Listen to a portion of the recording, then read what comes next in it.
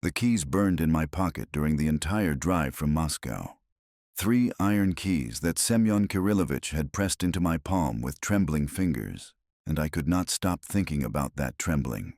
40 years the old notary had practiced law. 40 years of steady hands signing documents, transferring properties, executing wills. His hands should not have shaken, but they had. And now I understood why. The house appeared through the trees like a wound in the landscape. 3 stories of dark brick and narrow windows, surrounded by willows that moved without wind. I stopped the car 50 meters from the gate because my hands had locked on the steering wheel and refused to release it. This was insane. I had a good position at the university. A small apartment in Moscow that was mine, bought with my own money. A girlfriend who would be furious when she discovered I had driven 6 hours into the countryside to claim an inheritance from an aunt I barely remembered. A normal life. And here I was, staring at a house that looked like it wanted to swallow me whole, because I could not resist a mystery, because my aunt's final letter had hooked into my brain and would not let go. Andreyusha, forgive me. Forgive all of us. 40 days is a small price for 40 years. They have waited so long. Who were they? What had they waited for? And why did the price require exactly 40 days of my life? I forced my hands open, gripped the steering wheel again just to prove I could, released it, opened the car door and stepped out into air that smelled wrong. Damp earth and rotting leaves, and underneath, something chemical and sharp that made my sinuses ache. The gate opened silently.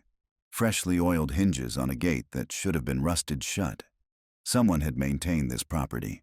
Recently, but my aunt had been dead for 3 months, and the notary had sworn no one had been authorized to enter. Walking up the path to the front door took more courage than I wanted to admit. The willows tracked my movement, their branches scraping the ground in patterns that looked almost deliberate. In the garden I could see mounds of earth, 6 of them, arranged in 2 neat rows. The grass grew differently over those mounds, greener and thicker, fed by what lay beneath. My stomach twisted. I knew what those mounds were. Some part of me had known since reading my aunt's letter, since seeing the fear in the notary's eyes, since taking these keys that felt heavier than iron should feel. The front door required all 3 keys. Each lock clicked open with a sound like breaking bones, and when the final bolt withdrew, I heard something from inside the house. A sigh, as if the building itself had been holding its breath and could finally exhale.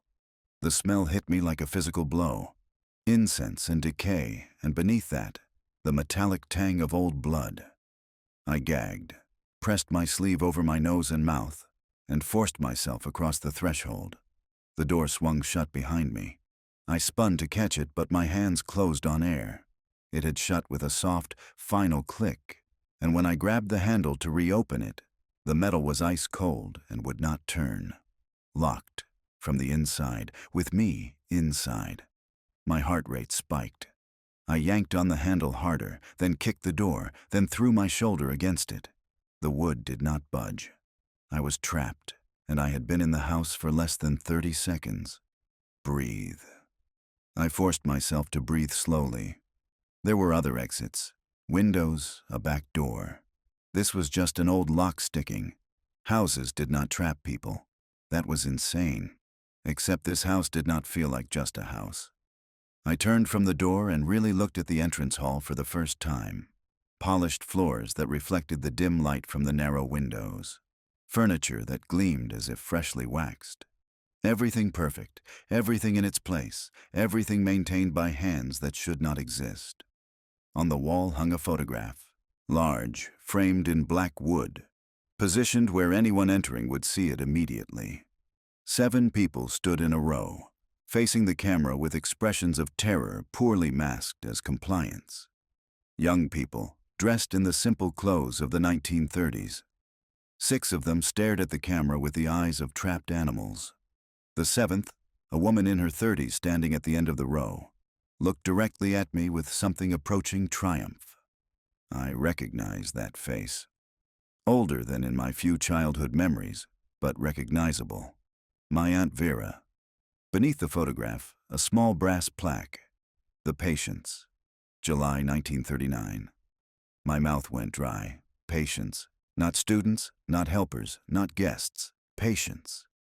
I moved deeper into the house because standing still felt more dangerous than moving. The sitting room contained furniture from another era, all of it arranged with geometric precision. The library held books on subjects that made my skin crawl. Medical texts on experimental psychiatry, neurosurgery, behavioral modification, titles in German and Russian, authors whose names I half recognized from my history courses, doctors who had fled prosecution after the war, scientists whose experiments had been deemed too cruel even by military standards. And on the desk, stacked in a neat pile, 43 black notebooks. I picked up the first one with hands that had started shaking like the notary's, opened it to a random page, read 3 sentences, closed it, set it down carefully, stood up, walked to the window, pressed my forehead against the cold glass and tried not to vomit. Patient M expired at 3:47 a.m. after 6 days of sensory deprivation. Cause of death: cardiac arrest induced by psychological trauma. Hypothesis confirmed. The human mind cannot maintain coherence beyond 144 hours of absolute isolation. Will reduce duration for next subject to avoid waste of resources. Resources. She had called human beings resources. I should have left. Should have smashed a window, climbed through, run to my car, and never looked back. The inheritance could rot. The house could burn. I wanted nothing to do with any of it. But my legs would not move. And when I tried to approach the window, to open it, to break it, my hands stopped centimeters from the glass as if hitting an invisible barrier. The house would not let me leave. The realization settled over me like ice water. I was not here to claim an inheritance. I was here because something in this house wanted me here, needed me here, and it would not release me until whatever it wanted was complete. 40 days. The will had specified 40 days. I had 39 days and 23 hours remaining. The dining room table was set for 7. I had noticed it when I first entered, but had not really processed the implication. Now, as afternoon light slanted through the windows, I stood in the doorway and stared at those 7 place settings with mounting dread. Each plate had a name card: Vera, Olga, Mikhail, Elena, Pyotr, Anna, Nikolai. 7 names, 6 patients and 1 doctor, 6 murdered and 1 murderer, all of them still here somehow, waiting around a table that had been set for 76 years. I picked up one of the cards. The paper was yellowed and brittle, but the ink was still dark. Beautiful calligraphy spelling out Olga in elaborate script. I turned it over. On the back, written in a different hand, in pencil that had nearly faded away, my real name was Olga Sergeyevna Kravtsova. I was 19 years old. I wanted to be a teacher. Remember me. The card slipped from my fingers. I grabbed for it and knocked over a glass. Crystal shattered on the floor, and in the silence that followed, I heard something from upstairs. Weeping. A woman's voice, young and broken, crying with the hopeless abandon of complete despair. I ran, not toward the sound like some idiot in a horror film, but away from it, toward the back of the house, searching for any exit that would open. The kitchen door was locked. The windows would not budge. A door that should have led to a cellar had been sealed with boards nailed across it from the outside, which made no sense because I was on the inside. The weeping grew louder. Other sounds joined it. Footsteps on the floor above. Running, desperate, the sound of someone fleeing. A man's voice singing in what might have been German or Russian, I could not tell which. The words were slurred, delirious. I pressed my back against the kitchen wall and slid down to sit on the floor, knees drawn up, hands pressed over my ears. This was not real, could not be real. Ghosts did not exist. Houses did not trap people. I was having a breakdown, a stress reaction, something explainable by psychology rather than the supernatural. The singing stopped. In the silence, I heard a new sound. Heavy footsteps descending the stairs. Slow and deliberate. the tread of someone who had all the time in the world. The footsteps crossed the entrance hall, entered the dining room, stopped. A voice spoke, male, deep, exhausted beyond any tiredness I had ever heard. The voice said my name. Every hair on my body stood up. My breath stopped in my throat. The voice came again, patient and sad and utterly implacable. Andrei Mikhailovich, we have been waiting for you. I bolted, scrambled to my feet and ran for the stairs, taking them two at a time because staying on the ground floor with that voice was impossible. My rational mind had completely shut down. Only animal panic remained, driving me upward, away, anywhere but near that presence in the dining room. The second-floor corridor stretched before me. 12 doors, 11 ordinary and one sheathed in metal at the far end. I grabbed the handle of the nearest ordinary door and threw it open. A bedroom, empty, clean, normal. I slammed the door behind me and turned the lock, knowing it was useless but needing the illusion of barrier between me and whatever walked in this house. There was an icon on the nightstand. Small, old, the Virgin Mary holding the Christ child. I grabbed it without thinking, clutched it to my chest like a talisman, and felt warmth. Not the warmth of wood held in a warm room, but active heat, like holding a hand. The panic receded slightly. Not gone, but manageable. I could breathe again, could think. The icon. My aunt had mentioned it in her letter. Keep the icon. Always keep it with you. Protection. She had left me protection against whatever haunted this house, which meant she had known what would happen when I arrived, had planned this, had used me somehow, though I could not yet see how. I sat on the bed, icon pressed against my chest, and forced myself to think rather than react. The facts were simple. The house would not let me leave. Something occupied this space, multiple somethings, ghosts or hallucinations or something I had no name for. My aunt had imprisoned 6 people here and experimented on them until they died. And now, 40 years later, I had been brought here for a purpose I did not yet understand. 40 days. In 40 days, something would happen. Something would be resolved. I had to survive until then, had to learn what my aunt wanted, what the dead wanted, what my role was supposed to be. The weeping started again. Closer now. In the room across the corridor. A woman crying as if her heart were breaking, over and over. The sound never varying, mechanical in its consistency. I gripped the icon tighter and felt its warmth increase. Whatever power it held was real. I did not understand it, did not believe in it rationally, but I could feel it. Protection. A barrier.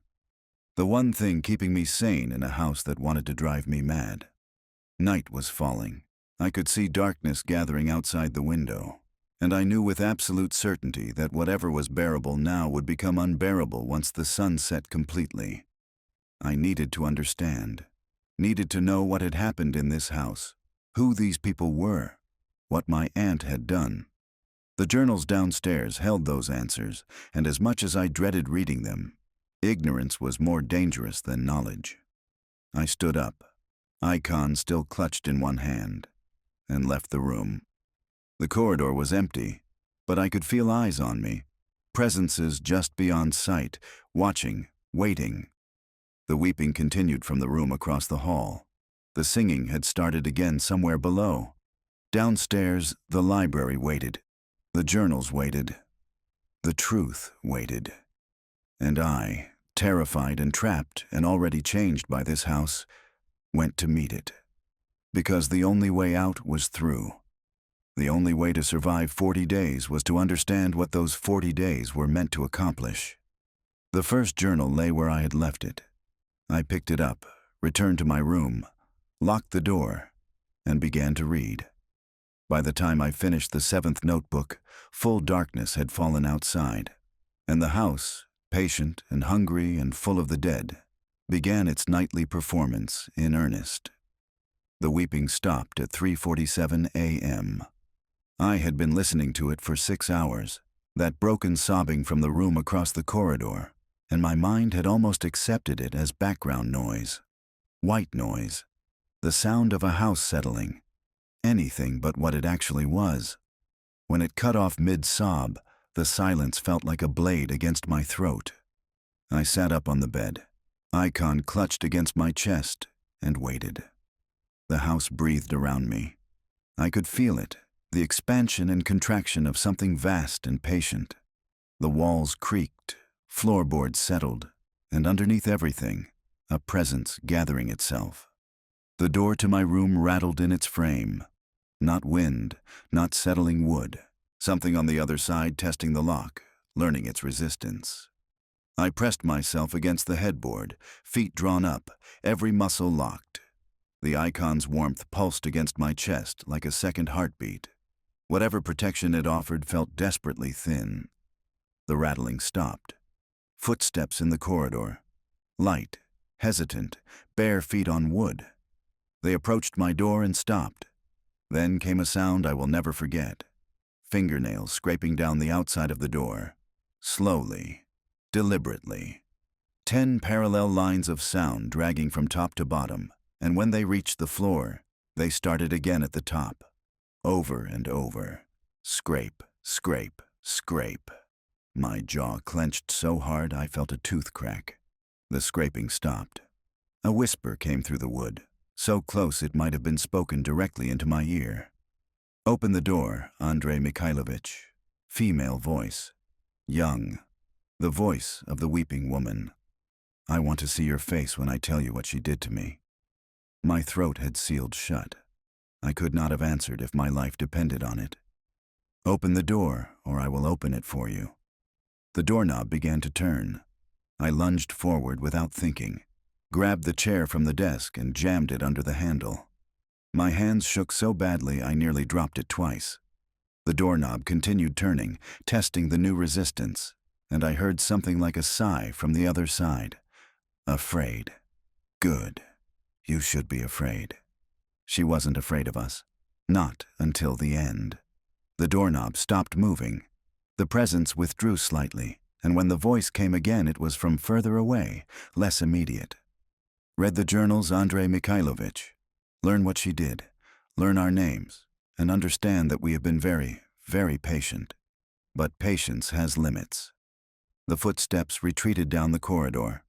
After a moment, the weeping started again, but from a different location now. Downstairs. In the dining room, perhaps, or the kitchen. Moving through the house like a living thing.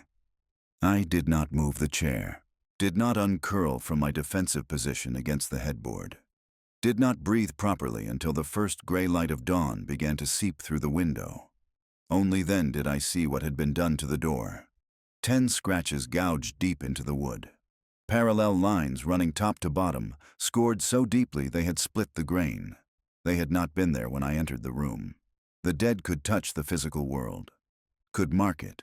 Could, if they chose, do far worse than scratch. I was not safe here. The icon offered protection, but protection had boundaries. Push them hard enough and they would break. I needed to understand what was happening. Needed to know who these people were, what my aunt had done, what they wanted from me. The journals downstairs held those answers, but the thought of leaving this room, of walking through corridors where things scratched at doors and wept in the darkness, filled me with visceral terror. Daylight helped. Not much, but enough. I moved the chair, checked the corridor, found it empty, and made my way downstairs with my back pressed to the wall and the icon held before me like a shield. The dining room stopped me cold. The table settings had changed. Yesterday there had been 7 place cards. Now there were 8. 7 original names and 1 new addition positioned at the head of the table. My name, Andrei Mikhailovich. I picked up the card with trembling fingers. On the back, written in the same hand as Olga's message, fresh ink still wet. "Will you join us permanently? Or will you judge and set us free? 40 days to decide, 38 remaining." Underneath, in different handwriting, rougher and more aggressive, "She sat in your chair, ate while we starved. Choose wisely." I set the card down and noticed something else. fresh scratches on the table surface. Words carved into the wood in angry, jagged letters. "Remember us. We were real." She lied. The kitchen yielded coffee and bread that my hands shook too badly to prepare properly. I forced myself to eat anyway, mechanically, fueling a body that felt increasingly disconnected from my mind. Through the window, I could see the 6 mounds in the garden. I needed to know who was buried there.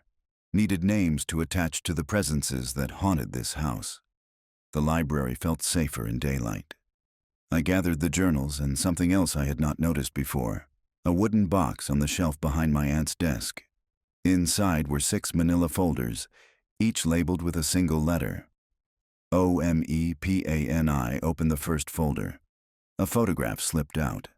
A young woman, perhaps 19, staring at the camera with wide, frightened eyes.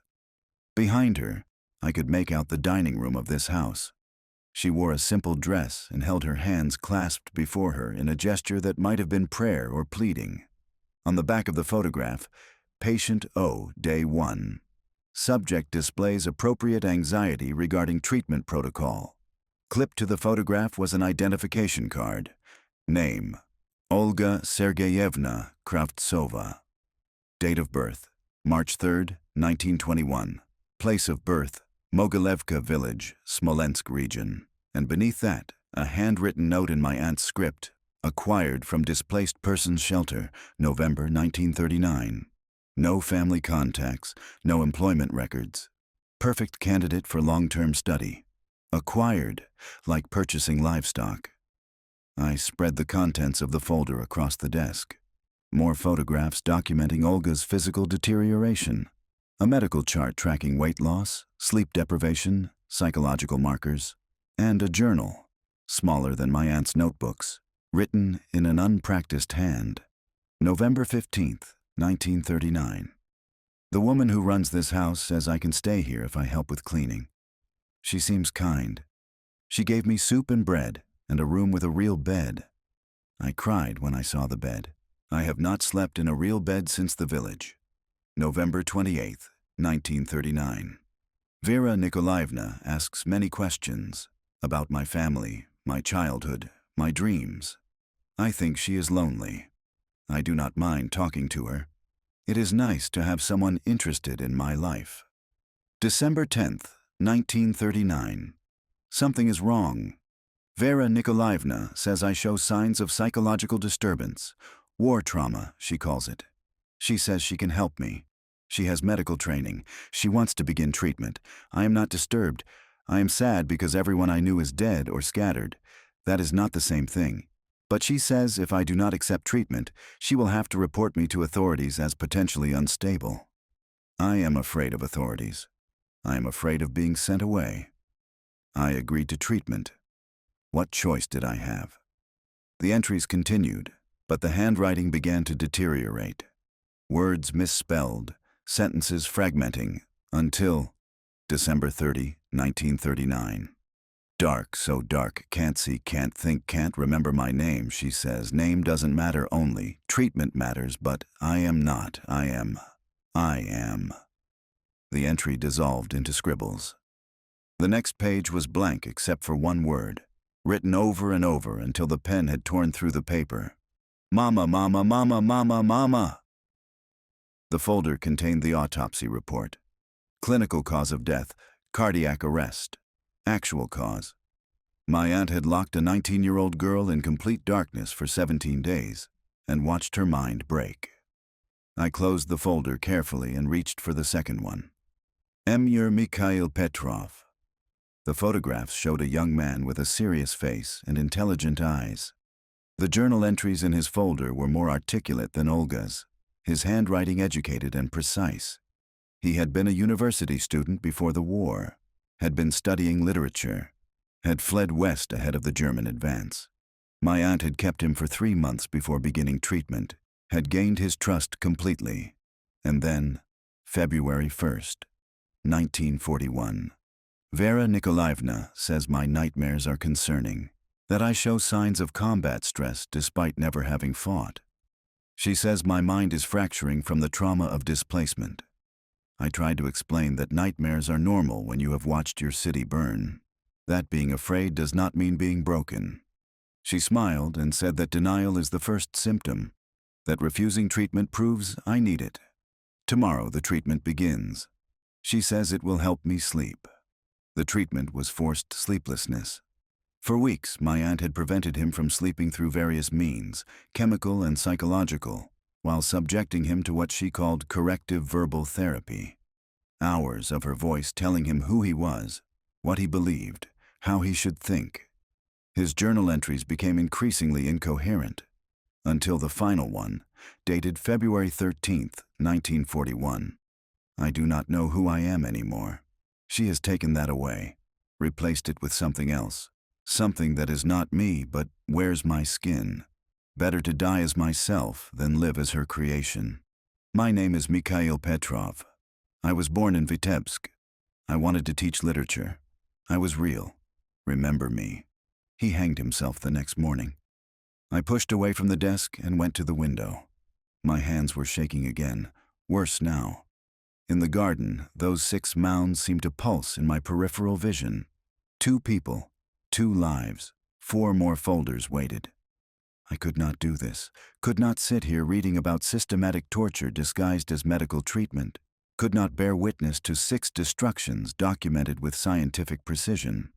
But the alternative was worse. Ignorance would not protect me.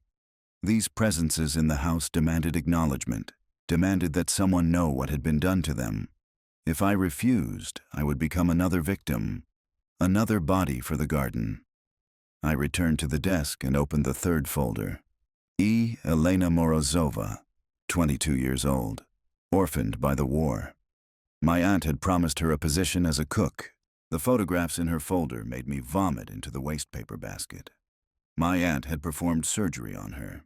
Without training, without anesthesia beyond chloroform, she had cut into this woman's body based on medical texts she had read. Had attempted procedures she had no qualification to attempt. The journal entries described each surgery in detail, the hypothesis being tested, the techniques employed, the results observed. Elena had survived for 11 months. 11 months of being used as a living textbook, her body a laboratory for a mad woman's curiosity. When she finally died of infection and shock, my aunt had noted only, Subject E expired. Procedures were technically successful, but subject's constitution proved inadequate for recovery. Future subjects should be screened for physical resilience. No remorse, no recognition of the atrocity, just disappointment that the experiment had failed. I could not continue. Not right now. Not with Elena's photograph staring up at me from the desk, her eyes holding a terror that the camera had captured and preserved for eternity. I stood and walked out of the library, needing air, needing space, needing anything but those folders and their contents. The house had other plans. The corridor had changed. The walls seemed closer together, the ceiling lower, and at the end of the hall, the sealed metal door stood slightly ajar. I had not opened it, would not have opened it, but it was open now, revealing darkness beyond, and from that darkness came a voice I recognized from my aunt's recordings. Deep, male, exhausted beyond measure. "Come here, Andrei Mikhailovich." Every instinct screamed to run, but my feet moved forward anyway, pulled by something beyond conscious control.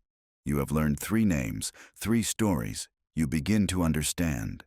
I reached the door, stopped with my hand on the frame. The darkness beyond was absolute, but I could sense presence within it. Multiple presences, all watching, but understanding is not enough. You must see. You must witness. A hand emerged from the darkness, pale, thin, marked with scars and track marks from injections. It reached toward me. "Take my hand. Let me show you what she did." I jerked backward, breaking whatever compulsion had drawn me forward. The hand withdrew. The voice continued, patient and implacable. "You cannot judge without seeing.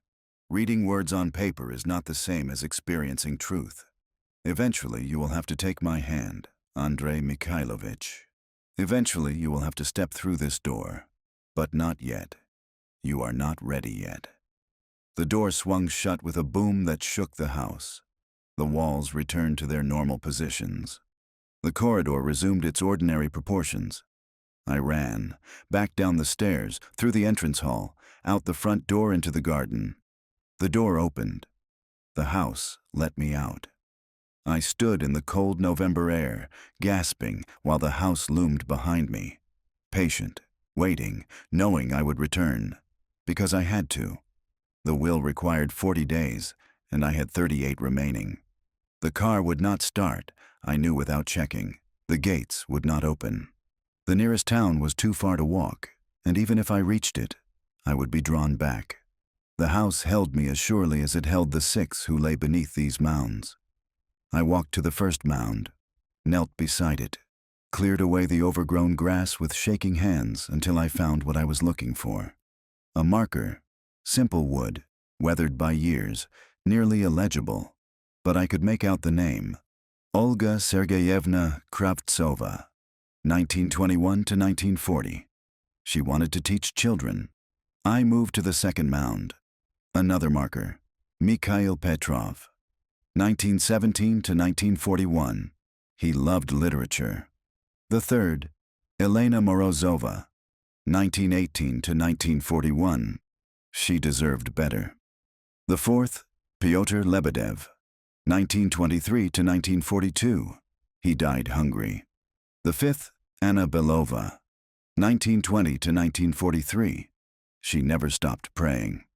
The sixth, Nikolai Gromov, 1919 to 1945. He was the last. He waited the longest. My aunt had buried them here, had marked their graves, which suggested some small remaining shred of conscience. But she had also kept them prisoner after death, had bound them to this place through her own guilt and their rage. For 40 years they had haunted this house, haunted her, and now they haunted me. I sat in the grass between the graves as afternoon light slanted through the willow branches. 6 people, 6 destroyed lives. And inside the house, folders containing the complete documentation of their destruction. I had to read it all, had to know every detail, because in 38 days I would open that sealed door, would face whatever waited inside, and would render judgment. But what judgment could possibly be adequate? What punishment could balance 6 murders? What forgiveness could encompass such calculated cruelty? I did not know, and I suspected that was exactly the point. This was not about justice. Justice was a human concept, clean and quantifiable.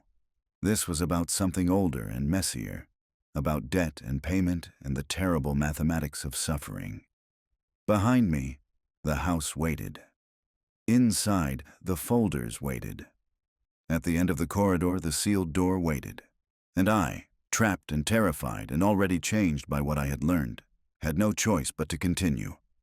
I stood, brushed grass from my clothes, walked back to the house that had become my prison. The front door opened before I reached it. I stepped inside. The door closed behind me. The lock engaged with a sound like finality. 38 days remaining. In the library, the folders waited. 3 read, 3 remaining. 3 more names to learn. 3 more stories to witness. I sat at the desk and opened the 4th folder. P. Pyotr Lebedev. His photograph showed a boy of 19 who looked younger, with the soft face of someone who had never quite finished growing up. The journal entries in his folder were simple, childlike almost. He had been a farm worker, barely literate, eager to please. My aunt had starved him, systematically, measured the psychological effects of progressive malnutrition on personality and cognitive function. He died after 8 months, his body consuming itself in desperate attempt to survive. The final entry in his secret journal was a single sentence, the letters huge and unsteady. I am so hungry. I closed the folder and reached for the 5th. A. Anna Belova, 23 years old, deeply religious. My aunt had been fascinated by what she called the intersection of faith and psychological resilience. She had kept Anna in sensory deprivation for months. Complete darkness, complete silence, no human contact. Wanted to see if religious belief could sustain personality in the absence of external stimuli. It could not. After 4 months, Anna lost the ability to speak. After 6, she stopped responding to any stimulation. She existed, but no one was home behind her eyes. She died in her sleep after 8 months. My aunt noted it as Subject A, expired of unknown causes. Autopsy revealed no physical pathology. Conclusion: the mind can kill the body when sufficiently isolated. The 6th folder, the last one, N. Nikolai Gromov. His photograph showed an intense young man with intelligent eyes, a student of psychology who had come here voluntarily, wanting to study my aunt's methods. She had made him a subject instead. The entries about Nikolai were different, more detailed, more extensive. My aunt had kept him for nearly a year, trying every technique she had developed on the previous 5 subjects. When psychological methods failed to break him, she had attempted surgery. The photographs in his folder documented her procedures. I looked at them for 5 seconds before closing the folder and walking to the bathroom to vomit. Nikolai had survived for months after she drilled into his skull. The journal entries described his slow death from infection and neurological damage. His hidden journal contained pages and pages of increasingly degraded handwriting. Sentences that started coherent and dissolved into gibberish mid-thought. Mathematical equations that made no sense. Drawings of impossible shapes. And on the final page, in letters so faint I had to hold the paper to the light to read them, my name is Nikolai Gromov. I was 26 years old. I believed science could improve humanity. I was wrong. Some people cannot be improved. They can only be stopped. Whoever reads this, stop her, please. Do not let her do this to anyone else. The journal was dated May 9th, 1945. He died 2 days later. By then, the war was over. The thing my aunt claimed to be fighting had been defeated. But she had killed him anyway, in the name of science that served no purpose but her own curiosity. I sat in the library as evening darkness gathered outside. 6 folders, 6 names, 6 lives destroyed. And somewhere in this house, 6 presences waited for me to decide if 40 years of haunting was sufficient payment. The weeping started again. Multiple voices now, layered and echoing, coming from every room, every corridor, every corner of the house. But I did not run to my room, did not hide behind locked doors and icons. Instead, I stood and walked to the base of the stairs. The presences gathered. I could feel them, invisible but palpable. 6 souls congregating in response to my acknowledgement. I spoke their names aloud. Olga Sergeyevna Kravtsova, Mikhail Petrov, Elena Morozova, Pyotr Lebedev, Anna Belova, Nikolai Gromov. I know who you were. I know what was done to you. I witness your suffering. The house went completely silent. Then, from the top of the stairs, Nikolai's voice, 38 days remain. When they end, you will open the door. You will face her, and you will judge. Choose wisely, Andrei Mikhailovich. Your judgment determines all our fates, including your own. The presence withdrew. The house settled, and I, standing in the entrance hall with 6 names on my lips and the weight of their stories on my shoulders, understood finally what this was about. I was not here to inherit a house.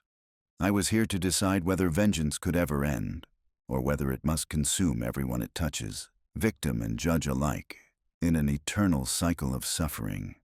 38 days to find an answer. I climbed the stairs to my room, lay down with the icon on my chest, and waited for the night to truly begin. On the 7th night, they stopped asking permission. I had been reading in my room, trying to focus on one of my aunt's later journals, when the temperature plummeted.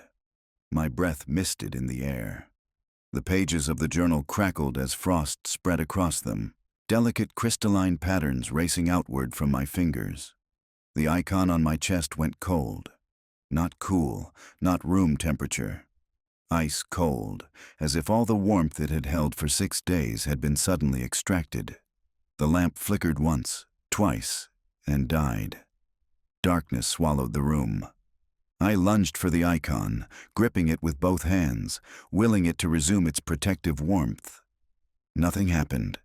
The metal remained inert and frozen against my palms. A voice spoke from the corner of the room. Male. Nikolai's voice, but different now. No longer patient or distant, close, immediate, angry. You have spent 6 days reading, 6 days learning our names, our stories, 6 days bearing witness from the safety of paper and ink. Something moved in the darkness, a shape darker than the surrounding black, coalescing from shadow into almost substance. Tonight you stop reading. Tonight you see. The shape rushed forward. I threw myself backward, scrambling across the bed, but there was nowhere to go. The presence crashed into me like a wave of ice water, and the world dissolved. I was no longer in my room. I stood in the basement of the house, though I had never been in the basement, had not even known the house had one beyond the sealed door in the kitchen. The space was small, maybe 12 feet square, with earthen walls and a low ceiling supported by rough wooden beams. 7 cells had been carved into the earth. 7 doors made of iron bars, each barely large enough for a person to lie down inside. 6 of the cells were occupied. I could see them clearly despite the dim light from a single oil lamp hanging from a beam. 6 people in various states of deterioration. Some sat with their backs against the earthen walls, staring at nothing. Others lay curled on the ground, unmoving. One stood gripping the bars of her cell, her lips moving in silent prayer. And in front of the cells, sitting in a wooden chair with a notebook on her lap, was my aunt. Younger than I had ever known her. Perhaps 40 years old, her hair still dark, her face unlined.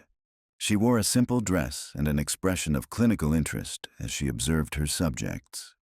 Patient O. Day 11 of isolation protocol. Subject shows signs of advanced psychological deterioration. Verbal responses have ceased. Motor activity reduced to occasional trembling. She was speaking aloud as she wrote, narrating her observations. Her voice was calm, pleasant even.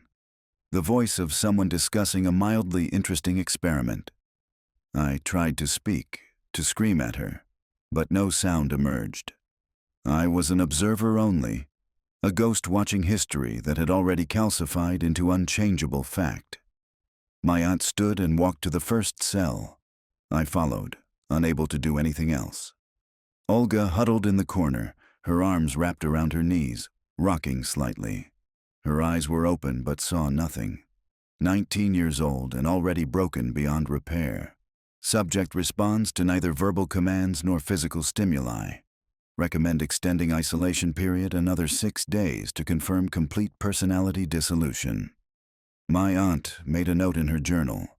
Moved to the next cell. Mikhail stood at the bars, his hands gripping them so tightly his knuckles were white. But his eyes were unfocused, distant. His lips moved, forming words I could not hear. Patient M. Day 42 of corrective therapy. Subject still shows signs of autonomous thought patterns despite intensive reconditioning. Increase verbal therapy sessions to 8 hours daily. Reduce sleep allowance to 2 hours per night. She moved on, cell after cell, documenting deterioration with the same detached interest a biologist might show watching bacteria cultures grow. Elena lay on the floor, bandages wrapped around her torso. The bandages were stained with seepage. She breathed shallowly, each breath clearly causing pain. Subject E, post-surgical day 5. Incision sites show signs of infection, will administer additional antibiotics and continue monitoring. Subject remains valuable for further procedure trials. Further procedures. Elena was not a patient being healed. She was a specimen being used until she broke. Pyotr sat against the wall, his eyes enormous in a face that had become skeletal. He stared at my aunt with an expression I recognized. Hope. Desperate, irrational hope that she might bring food. Patient P. Day 87 of caloric restriction study. Subject weight has decreased to critical threshold. Cognitive function severely impaired. Will maintain current restriction level for another week, then increase by 10% to avoid premature expiration. Premature expiration. As if Pyotr's death would be a scheduling inconvenience rather than murder. Anna knelt in her cell, hands clasped, lips moving in prayer. But her eyes were vacant. Whatever prayer she offered, she no longer comprehended its meaning. Subject A. Day 112 of sensory deprivation. Subject exhibits complete dissociation from environment. Consciousness appears present but non-responsive. Ideal state for long-term maintenance with minimal resource expenditure. Minimal resource expenditure. Anna was not a person anymore. Just a biological system being maintained at lowest possible cost. The final cell. Nikolai. He sat cross-legged on the floor, his head shaved, bandages wrapped around his skull. Dried blood stained the cloth, but his eyes were alert, focused. He looked directly at my aunt with an expression of such concentrated hatred that I felt it like heat. Patient N, post-operative day 18. Subject maintains unexpected cognitive coherence despite direct intervention in frontal cortex. Neurological resilience exceeds predictions. Will attempt secondary procedure targeting deeper brain structures. Nikolai spoke. I could hear him now, his voice rough from disuse. You cannot break me. Whatever you do, whoever I become, some part of me will remember, will wait, will make you answer. My aunt smiled, actually smiled. Subject N exhibits persistent illusion of autonomous will. This demonstrates incomplete procedure execution. Tomorrow I will correct this deficiency. She made a note in her journal, closed it, extinguished the lamp, left the basement, ascending stairs I could not see, leaving 6 people in absolute darkness. And I remained, trapped in this vision, forced to witness what came next. Hours passed, though I had no way to measure them. In the darkness I heard the sounds. Olga weeping, Mikhail reciting poetry, the same verses over and over, clinging to them like a lifeline to sanity. Elena's labored breathing, Pyotr whimpering about hunger, Anna's prayers, wordless now, just rhythmic sounds that might have been words once, and Nikolai, silent, plotting in the darkness. The vision shifted. Time compressed. Days passing in moments. I watched my aunt descend the stairs each morning, watched her make notes, watched her extract Nikolai from his cell and drag him to a table I had not noticed before, a wooden table with leather straps. I could not look away, could not close my eyes, was forced to witness as she shaved his head again, as she marked positions on his skull with a pencil, as she drilled through bone with a hand-cranked trépan. Nikolai screamed. The sound echoed in the small space, bounced off earthen walls, filled the universe. The others in their cells responded. Olga pressed her hands over her ears. Mikhail began shouting, trying to drown out the screaming with his own voice. Elena sobbed. Pyotr vomited, though his stomach was empty. Anna prayed louder, faster, her voice rising to a shriek. My aunt worked with steady hands. Inserted instruments into Nikolai's brain, probed, adjusted, made notes with one hand while the other held a metal probe deep in his frontal lobe. Interesting. Stimulation of this region produces involuntary vocalization. Subject reports seeing colors that do not exist. We'll map this area more thoroughly.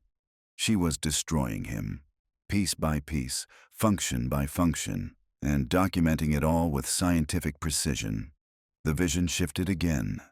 Nikolai on the floor of his cell, convulsing, blood leaking from his ears, his eyes rolled back, showing only whites. My aunt observing from outside the bars. Post-operative seizures expected. Will administer sedatives if they persist beyond 24 hours. But she did not administer sedatives. She watched, took notes, measured the duration of each seizure. Nikolai died slowly over the next weeks. I watched it all. Watched infection set in. Watched fever consume him. Watched his coherent moments become rarer, his periods of lucidity shrinking to brief flashes between delirium. And in one of those flashes, 3 days before his death, he spoke clearly. He looked directly at where I stood, though I knew he could not see me. This was memory, vision, echo of the past. But his eyes found mine anyway. Tell them I tried to warn her. Tell them I saw this coming. Tell them I said no one escapes their crimes forever. The dead have patience. We can wait." Then he collapsed back into delirium, and I watched him die. May 11th, 1945, 4:23 a.m. His breathing simply stopped. My aunt checked his pulse, made a note in her journal. Patient N expired as expected. Autopsy will be performed this morning to examine extent of procedural effects on brain tissue. She performed the autopsy. I was forced to watch that too. Watched her open his skull, remove his brain, dissect it on the wooden table while making detailed notes about her observations. Then she wrapped what remained in a sheet, carried it upstairs, and buried it in the garden under the 6th willow tree. The vision released me. I crashed back into my body, gasping on the floor of my bedroom. The icon lay beside me, warm again now. The lamp had reignited, casting normal light across familiar walls. I scrambled to the corner and vomited until my stomach was empty, and then kept retching, dry heaves that felt like my body trying to expel the horror I had witnessed. When I could breathe again, I looked up. 6 figures stood in my room. Not shadows this time, not presences at the edge of perception. Fully manifested, visible, real. Olga, young and terrified, her face wet with endless tears. Mikhail, thin and haunted, his lips still moving in silent recitation. Elena, clutching her bandaged torso, pain etched into every line of her face. Pyotr, skeletal and hollow-eyed, his expression locked in permanent hunger. Anna, kneeling, hands clasped, praying to a god who had not saved her. And Nikolai, standing behind the others, his head wrapped in bloody bandages, his eyes burning with 40 years of waiting. I could not speak, could barely think.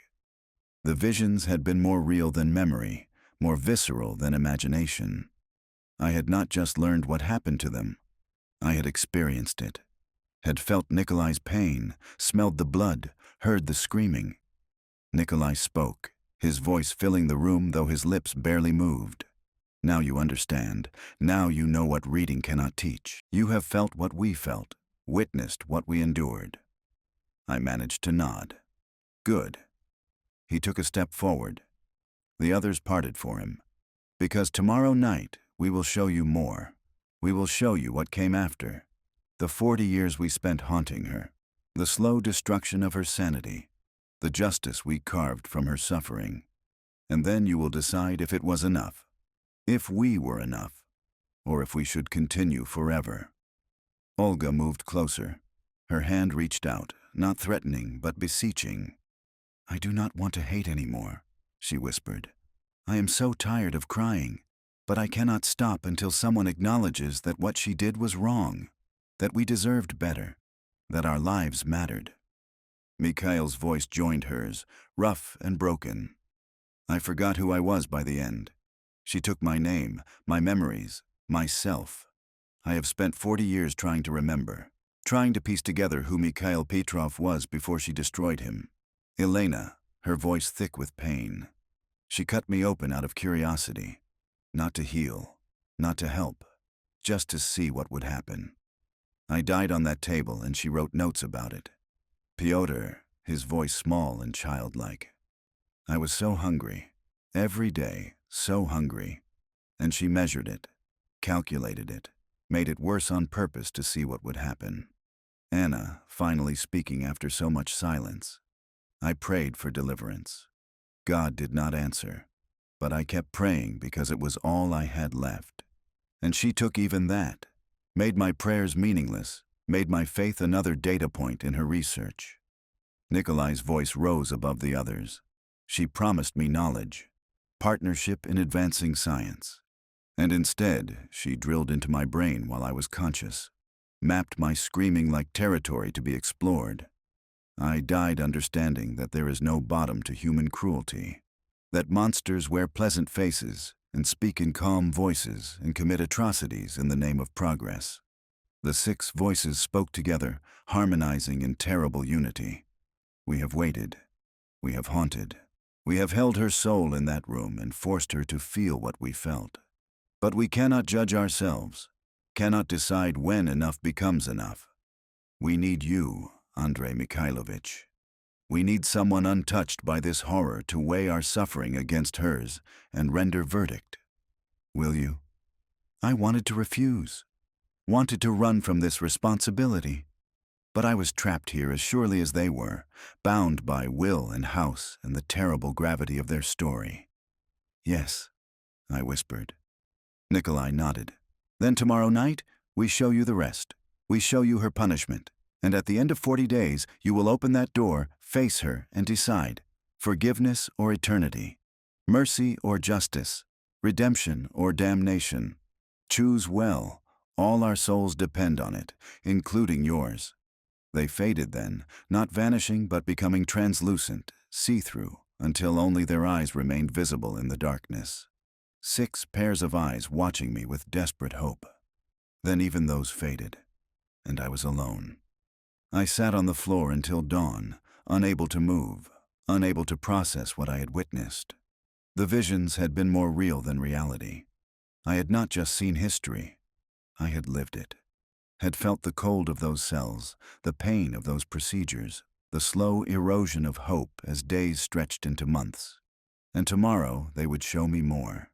37 days remaining, 37 more nights of testimony. And at the end, a choice that would determine whether 6 souls could find peace, or whether all of us, living and dead, would be trapped in this house forever. I pulled myself up using the bed frame, looked in the mirror, and saw a face I barely recognized. 7 days in this house, and I had aged years, hollowed out, haunted already. The icon lay on the floor where it had fallen. I picked it up. It was warm again, offering protection, but I understood now that protection was limited. The dead could break through when they chose. The icon only worked because they allowed it to work, because they needed me functional, sane enough to render judgment. I was not a guest in this house. I was a prisoner with a specific purpose, and that purpose terrified me more than any ghost. Downstairs, the dining room table waited. 8 place settings now, 7 for the dead and 1 for me. The chair at the head of the table, my aunt's chair, stood empty, but not for long.